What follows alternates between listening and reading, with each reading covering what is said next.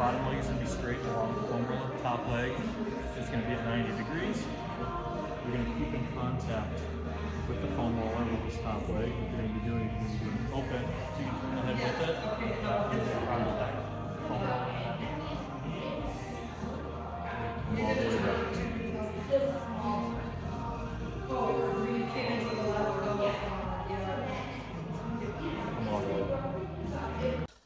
This is called foam roller thread the needle. Your hand is going to be down on the inside of the foam roller. Other hand is going to go behind this arm in front.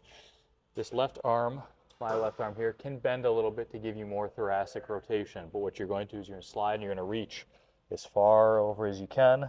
Hold it for about a second at the end. And you're going to come back all the way back to the starting position. Roll out as far as you can. And come back. You're going to do that on both sides.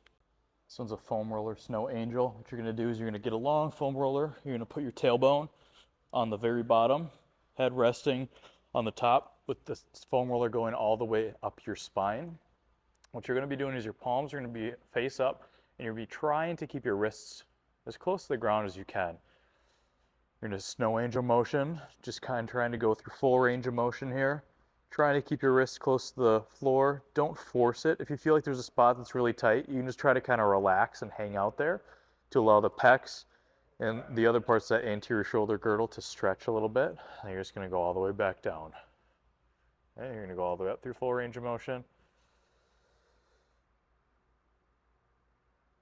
And then you're going to come all the way back down. This is foam roller T-spine extension. What I want you to do is put your hands behind your head. Foam roller is going to go about in the lower third of where your shoulder blades are in your back. I want your hips down on the ground. You're going to be arching over the top of this. Your head can move back with a little bit of extension. You're going to find a good spot. Hold it for about 3 to 5 seconds. Come all the way back up. Slide down a little further. Go back into extension. If you find a really good spot, you can mobilize that individual spot a couple different times, but you're going to go all the way up the back and all the way down the back. This one you can kind of do for as long as you want, but I'd recommend just going up and down the back once or twice. This one's called a serratus wall slide. I'm going to show you it with a band. The band's not necessary, but I like the band as it causes you to have to activate the lateral shoulder here and stabilize. So what you're going to do is you're going to take this band, you're going to put it around your wrists. When you're pulling the band, I want your wrists about 12 to 14 inches apart, maintaining the tension. As you can kind of see, when I'm holding this, I don't let my elbows flare. I try to keep my elbows in the forearm fairly vertical, so I'm not letting myself come out in this position as I do it. I'm going to take this foam roller, put it on the wall, start about eye level with myself, hold the hands about 12 to 14 inches apart. I'm going to slide the band up the wall and lean forward. I should feel a good stretch in my lats right underneath my armpits.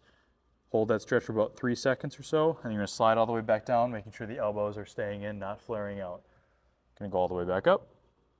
Feel a good stretch underneath there. Going back down. So this is a half kneeling hip flexor stretch.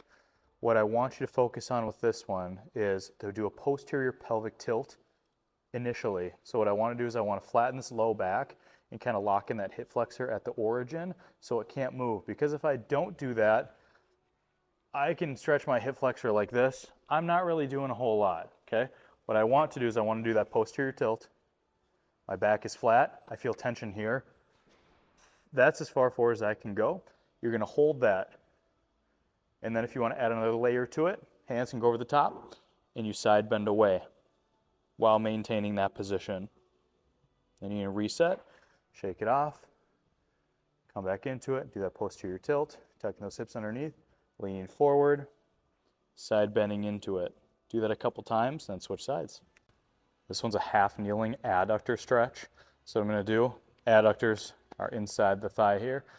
Bring my leg out to the side like this, okay? What I'm going to be doing is I'm not going to be bending over with my body. I'm going to be hinging, so kind of pushing my hips backwards. And that's going to cause this to stretch, okay? If you want more of a stretch, if you're like, yep, this feels like a pretty decent stretch, but I want more, you can either push your butt back further or you can side bend towards the leg. I like the side bend towards the leg because it causes a little more tension all the way throughout. If you need a little less tension, then you can tend to slide a little bit away. So those are the kind of the three ways that you can increase tension or decrease: pushing the butt back, leaning more to the side, or taking a little bit of slack off. So you're going to lean all the way over.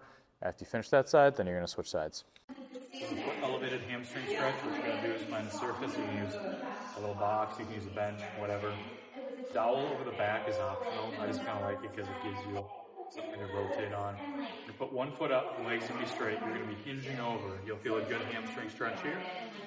What you're just going to do is you're going to rhythmically rotate side to side. Doing a good stretch, rotate to a comfortable depth, and feel a good pull. You rotate for a lot of time, you'll do both sides.